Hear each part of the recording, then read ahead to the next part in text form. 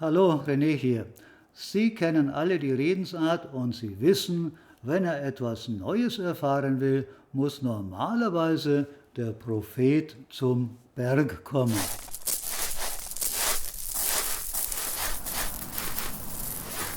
Aber neulich gab es mal wieder einen jener seltenen Glücksfälle, wo der Berg zum Propheten kommt. Jesus. Mein Hi-Fi-Händler Herr Wassan plante fürs Wochenende einen Verwandtschaftsbesuch in Hua Hin und bot mir an, auch mich zu besuchen und mir vorzuführen, was als Demomaterial gerade so zur Verfügung stand. Ich sagte natürlich begeistert zu. An einem Samstag war es dann soweit und Herr Wassan schleppte Berge von Schachteln in meinen Hörraum. Seine Frau hat übrigens ein kleines Video gedreht, ich blende es hier mal kurz ein.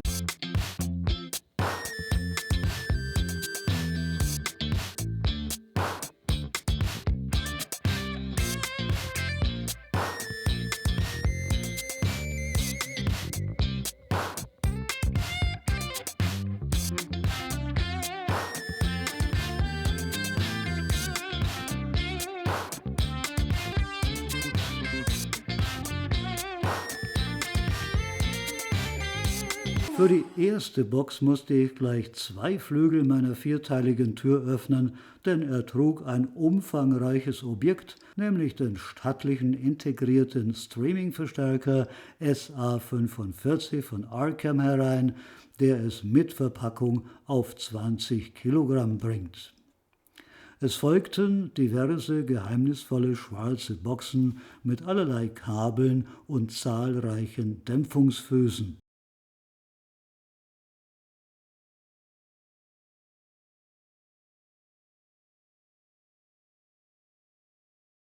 Hier wird der Leckerbissen ausgepackt, der legendäre Streamer von Nagra. Das Beste soll man bekanntlich bis zum Schluss aufheben und ich beginne mit den kleinsten Objekten, die er im Gepäck hatte. Das waren die sogenannten Abschlussstecker, über die ich schon in diesem Video gesprochen habe. Deshalb streife ich das Thema hier nur kurz. Mit diesen 2 Kerlen hier habe ich mir viel Mühe gegeben, aber irgendwie bin ich da in den klanglichen Millimeterbereich gekommen. Ich habe sowieso schon seit 3 Jahren diese Ground Zero Boxen an den Lautsprechern hängen und so winzige Verbesserungen funktionieren natürlich nur einmal.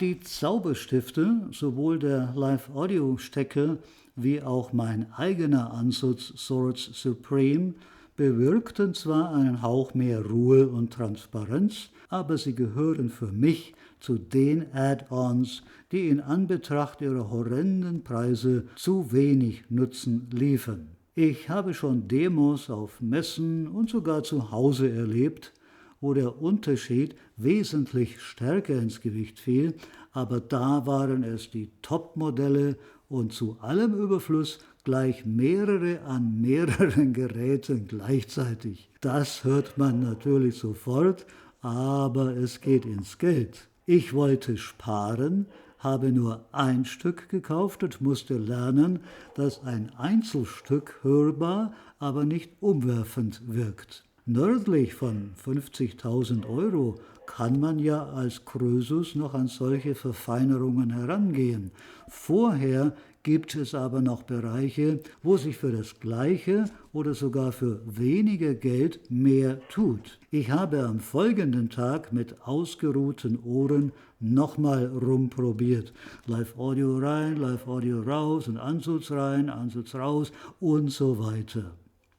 Bei diesem Test mit einem einzigen Stift wollte sich jedenfalls keine weitere Besitzgier einstellen. Ich muss wohl noch eine Weile sparen, bis ich mir gleich mehrere auf einmal leisten kann. Das macht dann wirklich satt. Als nächstes kamen die ebenfalls schon früher vorgestellten Entkopplungsfüße von Live Audio an die Reihe. Im Foto sehen Sie eine Version für die Happy Few. Ich habe lieber nicht nach dem Preis gefragt, denn es sind ja schon die Basismodelle nicht ganz billig. Warum ich das Thema nochmal ausgrabe?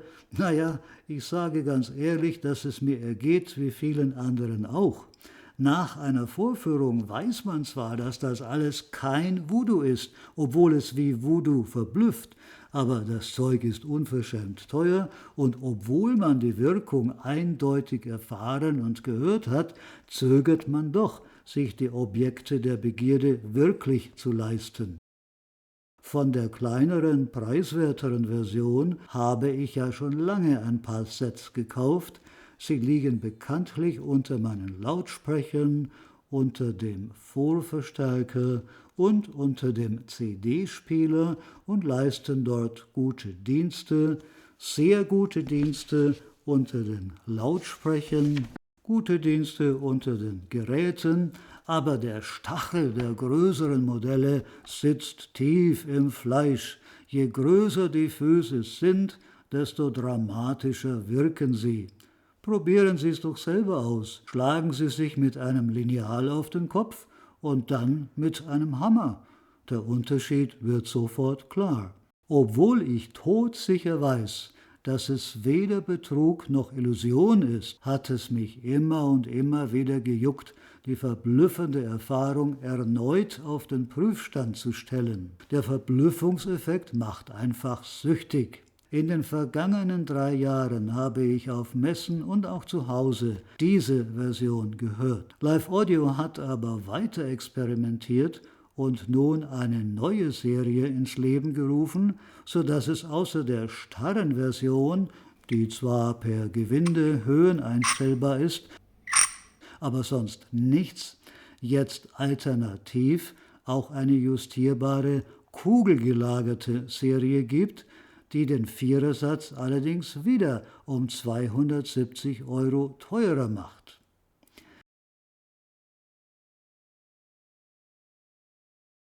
Das bedeutet pro Küglein 20 € mehr, aber das ist falsch gerechnet, denn der Herstellungsaufwand ist ja wesentlich größer, sodass sich der Aufpreis ganz anders kalkuliert und wer weiß denn schon, welche noch viel tieferen Geheimnisse bei der Produktion zum Tragen kommen.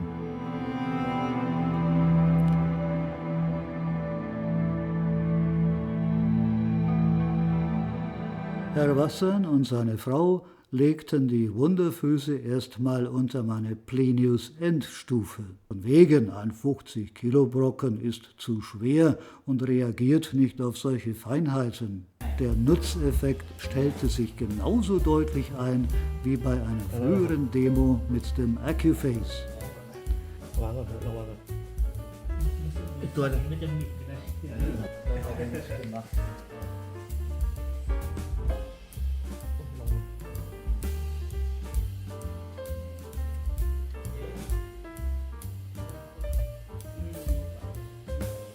Dann wurden die kleinen Goldklumpen unter meinen anderen Geräten gegen die größeren anthrazitfarbenen Kloben getauscht, die eigentlich so klobig nicht sind, denn im Gegensatz zur braven Zylinderform der Konkurrenz sind die Live-Audio-Füße oben mit einem sternförmigen Design versehen. Zusätzlich steckte der Händler noch sogenannte Jump-Up-Interface-Kabel in die Netzanschlüsse von Vorstufe und CD-Player.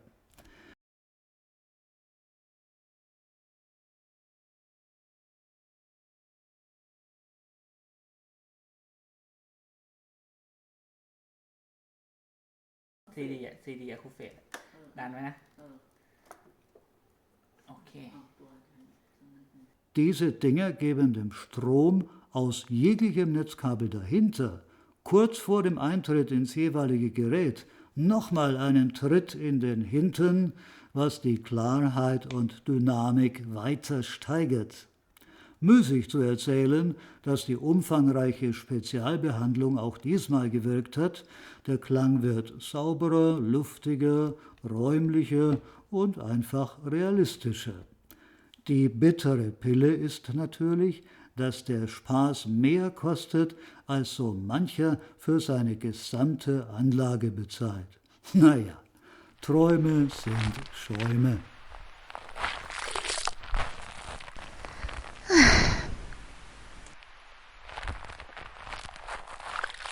Für den Preis von ein paar Sätzen Dämpferfüße kaufen die meisten also sicher lieber eine Gesamtanlage oder, wenn sie gute Lautsprecher schon haben, einen All-in-One-Verstärker wie den Arcam SA45, der in Deutschland um die 5.000 Euro kostet, hier in Thailand leider 5.400.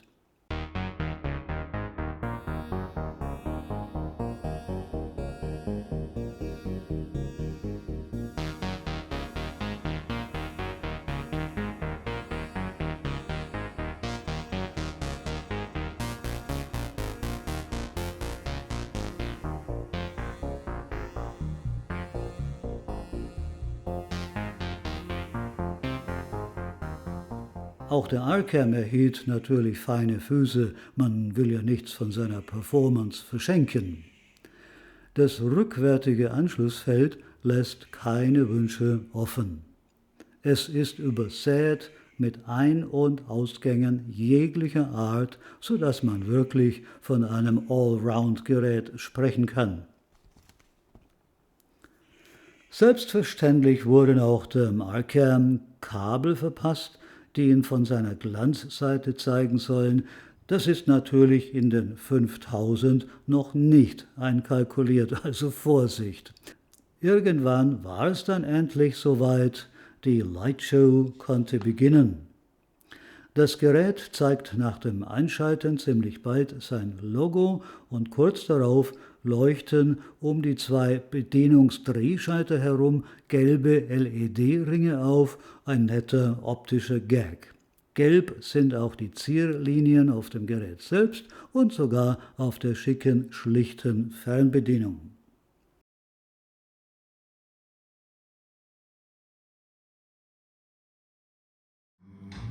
Friend of the enemy, sing out the jubilee with all the fire we can breathe. Der Arcam schlug sich tapfer, er hatte mit seinen 180 Watt pro Kanal natürlich keine Probleme, meine Tenors in den Griff zu kriegen. Mich interessierte vor allem der Streamerklang.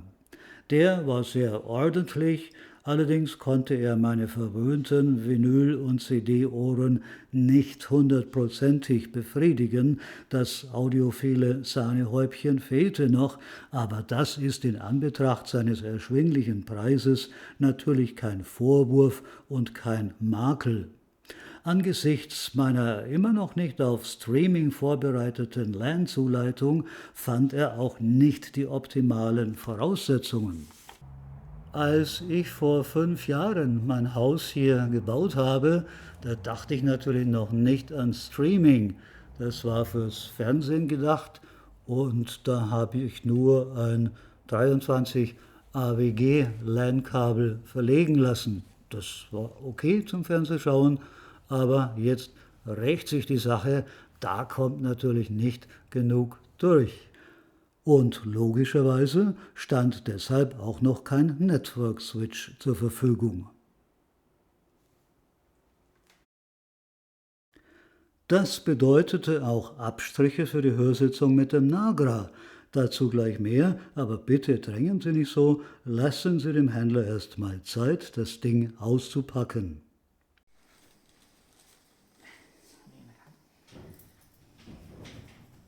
Selbstverständlich hatte er auch das dazugehörige Netzteil dabei. Ist es nicht traurig, dass die Firma einen Streamer für 5.000 Euro verkauft, der für diese Summe immer noch kein anständiges Netzteil hat, sodass man von vornherein weitere 1.000 Euro einplanen muss, um ein so hochwertiges Gerät überhaupt richtig und angemessen benutzen und klanglich ausschöpfen zu können. Aber leider ist das ja jetzt bei fast allen Firmen Mode geworden, um die Preise kosmetisch etwas niedriger zu halten. Schließlich kann man ja die Influencer und Tester bitten, den Interessenten zu verklicken, dass sie unbedingt das externe Linearnetzteil brauchen, um zu hören, was das Produkt eigentlich leisten kann. Sympathischer ist das bei Geräten wie zum Beispiel dem Metronom DSS2, da kauft man einmal und ist wirklich fertig und macht sich keinen Kopf mehr wegen der endlosen Upgrade-Spirale. Über den Nagra muss ich sicher nicht viel sagen. Es hat schon seinen eigenen Mythos, allein dank dem geradezu mythologischen Brandnamen Nagra. Dank dem Herstellungsland, man denke nur an den Ruf der Schweizer Messer und der Schweizer Uhren, von den Konkurrenz-High-End-Schmieden ganz zu schweigen. Und dank dem Hype und den Lorbeeren, die schon so hoch drauf liegen, dass man die winzige Alubox gar nicht mehr sieht, denn sie ist ja trotz großem Preis winzig klein, 18 mal 16 mal 4 Zentimeter. Und sie ist so gut, dass sich Steve Huff sofort einen gekauft hat und Peter von Phonofono gleich einen ganzen Container voll, allerdings nicht alle für sich selbst, sondern um sie weiter zu verkaufen, weil er auch so begeistert davon ist. Er nennt sie, ich zitiere wörtlich, eine der weltbesten Musikmaschinen. Nur ich sitze in der Tinte. Gerne hätte ich in das Loblied mit eingestimmt, aber ich bin noch in keinster Weise reif für so ein Juwel und muss wohl warten, bis Aldi eine bescheidene Billigversion auf den Markt wirft. Die peinliche Geschichte, warum die tolle Demo bei mir kein klares Ergebnis brachte, will ich Ihnen jetzt erzählen. Erfahrene Streamer werden mich sicher gutmütig oder auch hochmütig belächeln, aber das macht nichts. Auch der Erfahrenste ist auf einem neuen Gebiet nichts als ein blutiger Anfänger. Lassen Sie mich meinen Bericht mal so beginnen. Viele Leute sagen, der Accuphase DP430 sei ein sehr gutes Gerät und naiv wie ich bin, dachte ich auch so. Kein Top-High-End-Gerät, aber das solide Einsteigermodell der beliebten Firma und es hatte auch tatsächlich meinen Cayenne-Player weggeputzt, dass die Fetzen nur so flogen. Und jetzt kommt mein Denkfehler. Ich dachte, angesichts dieser Sachlage dürfte das eingebaute DAC, auch wenn es keinen Ineos Zenith oder Dana Frips Terminator drin hat, doch wenigstens relativ gut sein und ich könne es fürs Erste, vielleicht als Leihamme für eine künftige Streaming Bridge benutzen. So machte ich es deshalb probeweise bei dieser für mich historischen Demo. Sie ahnen es schon, klang ja ganz nett, aber mit meinen hochgesteckten, vom Hype befeuerten Erwartungen hatte das nichts zu tun. CD klingt viel besser, sagte ich, auch wenn auf dem Ding Nagra draufsteht. Um die Sache nicht ganz peinlich werden zu lassen, wählte ich beim Hören geflissentlich nur noch 24-Bit-Titel, bei 16-Bit war der Ofen nämlich ganz aus. Übrigens, in diesem Video redet jemand, der das offenbar noch nie gehört und erlebt hat und stellt sich 8 Minuten durch Rechnereien bloß, die beweisen sollen, dass es keinen Unterschied geben kann. Der Irrtum ist mir erspart geblieben. Der Nagra zeigte den Unterschied gnadenlos auf, aber ansonsten signalisierte er, dass er mit dem Accuphase unglücklich war. Die suboptimale Erfahrung hätte mich vielleicht für mein gesamtes restliches Leben total vom Streaming abgehalten. Wäre Herr Wasser nicht so nett gewesen und hätte all die hübschen Säckelchen nicht über Nacht bei mir stehen lassen.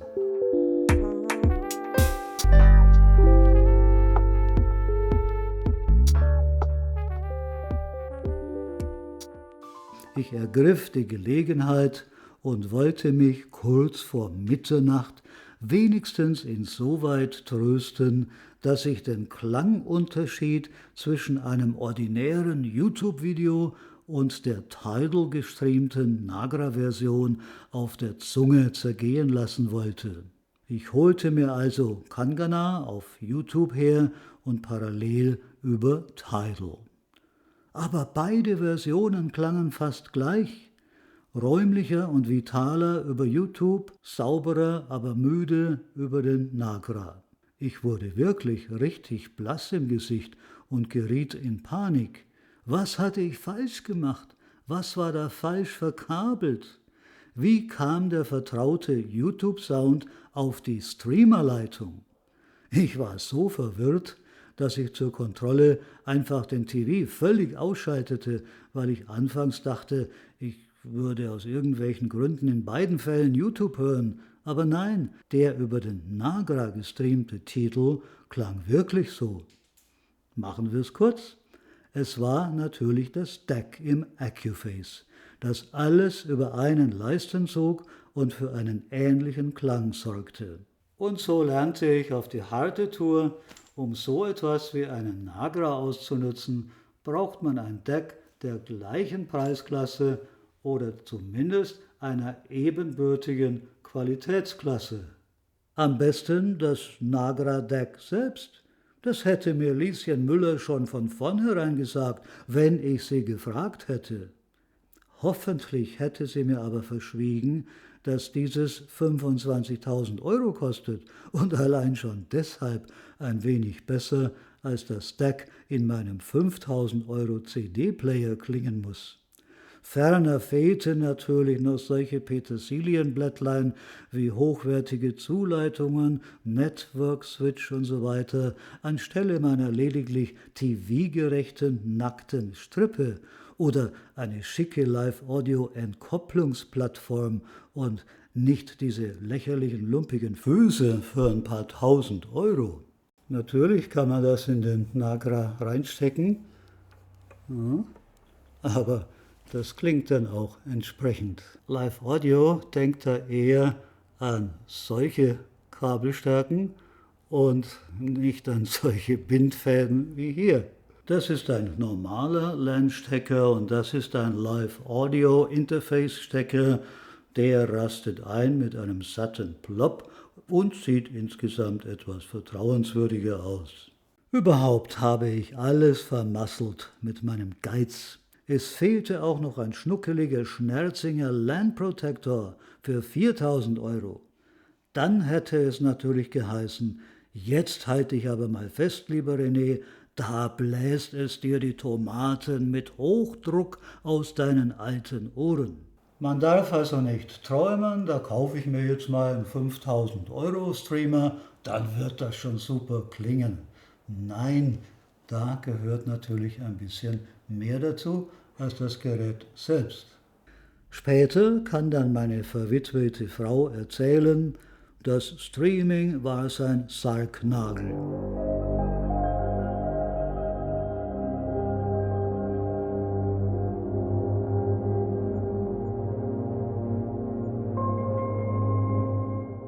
Aber streamend geht die Welt zugrunde. Was soll's? Mein Händler hat hartherzig alles wieder schön eingepackt und grausam lächelnd mitgenommen. Er ist am Sonntag nach Bangkok zurückgereist. Ich aber sitze nun hier und stehe am Anfang einer ganz anderen Reise, deren Ziel ich noch gar nicht kenne. Aber eins weiß ich sicher, es muss sehr gut klingen, ohne mich pleite zu machen.